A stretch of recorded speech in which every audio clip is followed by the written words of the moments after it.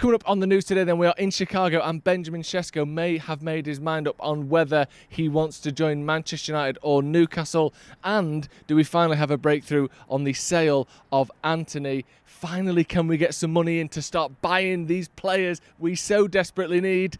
Let's check it out.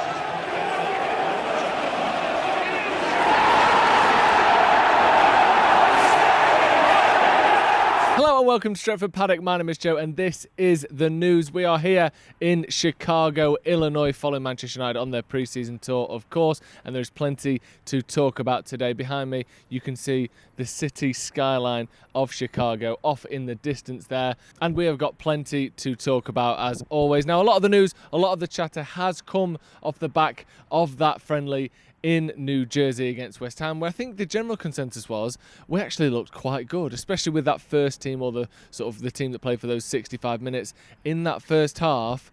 Maybe there is some signs that Ruben Amorim's tactics are finally getting into the players. Maybe there's a little extra sharpness, an extra will to impress and to not have a repeat of last season. I don't know what it was, but Manchester United actually looked all right. And a lot of the stories over the last 24 hours or so have been about that game, but there are other stories to get through as well. There's been some transfers, some ins, some outs, an update on Benjamin Sesko, updates on Antony, and let's start with Benjamin Sesko, because this is an interesting one for me, and I want to get into this a little bit because I think it's more, maybe potentially a little bit more to this than initially would meet the eye. And this is coming, and this is where it starts getting interesting straight away, from someone called Guido Schaefer.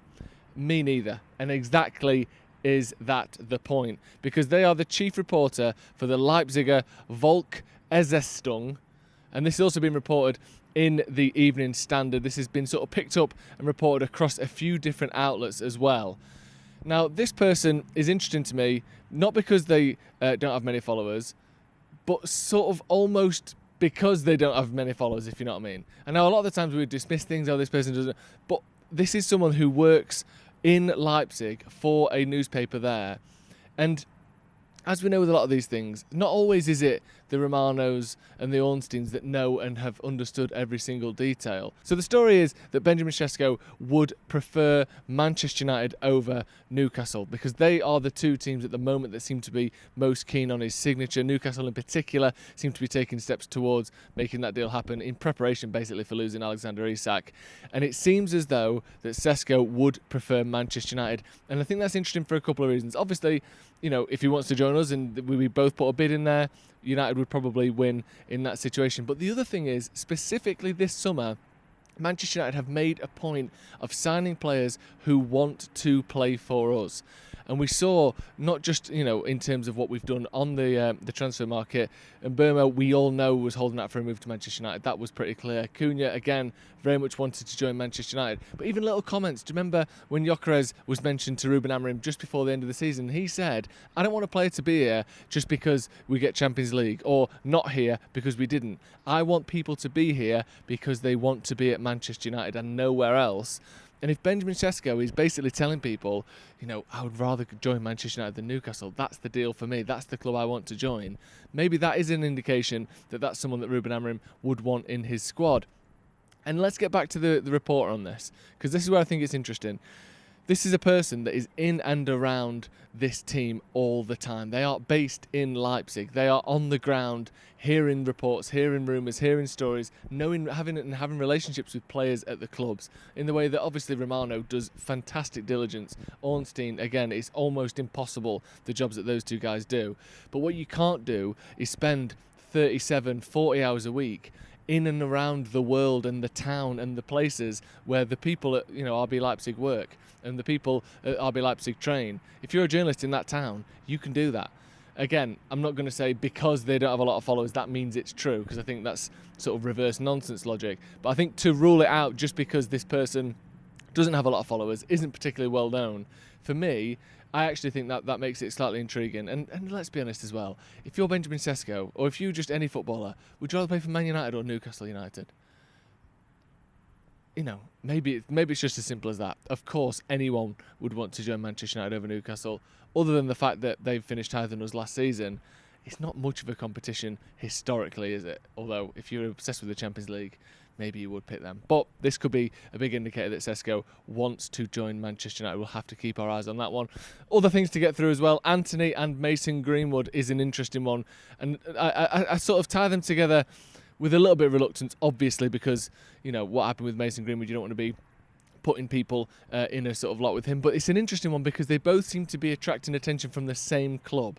Now, this is Al Nassr over in Saudi. There's a couple of bits to this. One is, first of all, I love the fact that the person who's reporting this is called Brian Nassr.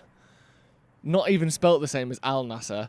I think these are two brothers. We're Al and Brian Nassr, and we're here in Nassau County, Texas. Like, who the hell is Brian Nassr and Al Nassr? These are just two blokes. These aren't football clubs in Saudi Arabia. These are two American. I've been in America too long, haven't I? That's what it is. I've literally been here too long, and now even Al Nassr sounds like, my name's Al Nassr. Anyway, Brian Nassr has been reporting, and again, he's someone that covers the Saudi league and Saudi teams, that Al Nassr are interested in both Antony and Mason Greenwood. Obviously, with Antony, this deal to Real Betis has been long in the making. They ain't got the money, maybe they have, maybe they haven't. If someone else comes in the meantime, I say we get rid of him. I think that, you know, it would be nice if he could go to Betis, carry on this little love affair that he's had there with some good performances. But realistically, I'm not bothered about that. I don't think many United fans are bothered exactly where Antony plays going forward. As long as we get some money for him and he leaves Manchester United so we can buy other players, that's all we care about. Mason Greenwood, the reason this is interesting, not just throwing up the name of someone who left Manchester United under a cloud, but United get somewhere between 40 to 50% of any profit or any of the sell-on of him. So if United were, you know, let's say Marseille sold him for 80 million euros, a similar fee, I believe, to the one that John Duran went to Saudi for, Man United would make, and if it's profit, we would make around 25 million euros. If it's you know, just 50%, obviously we'd make around 40. That could be almost more than we get for Antony. So whether this deal or one or both of these deals happen, this could be money for Manchester United, big profit for Manchester United. And obviously, that's why those clauses are in there. That's why we're doing these deals in the first place. United want to maximise the revenue that we make from these players.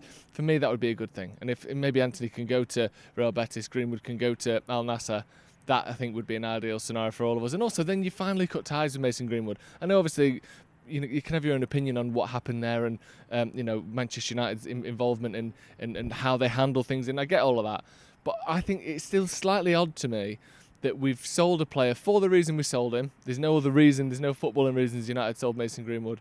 And yet we still go, actually, he's still kind of tied and alloyed to Manchester United with that sell-on clause. I think the full separation, the full cut there would be a good thing for everyone. And Man United can get a bit of extra money as well. So that, for me, would be a good thing. On the Antony side of things, like I said, Real Betis don't seem to have the money.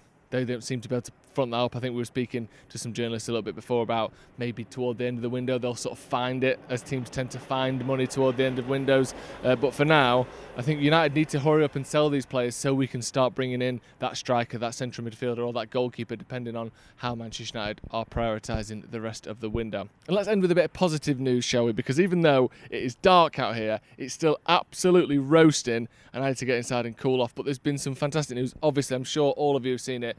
England women's won the Euros, retaining the trophy. Fantastic. Big congratulations, obviously, in particular, to Myla Tissier, Grace Clinton and Ella Toone, all Manchester United women's team players as well. Fantastic, fantastic moment. I was watching it on the flight. You get live TV on planes now, which is absolutely absurd. Fantastic moment for the women's team, of course. And that is going to be all from me. Later on today, we will be hearing from Laurie Whitwell, Inside United, coming to you from America.